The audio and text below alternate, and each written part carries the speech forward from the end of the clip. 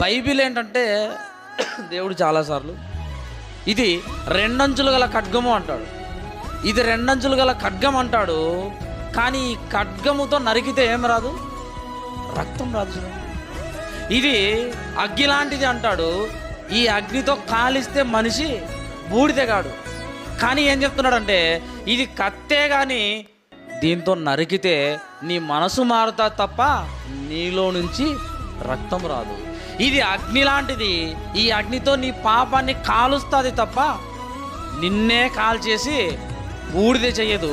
అంటే దేవుడు తన వాక్యాన్ని దేంతో పోలుస్తున్నాడు చూడండి. ఈ కత్తి చేత మనిషిని నరికేసి ఈ అగ్ని చేత మనిషిని కాల్చేసి ఒక కొత్త జీవితాన్ని మనిషికి తీసుకొచ్చేది ఏంటి? బైబిల్.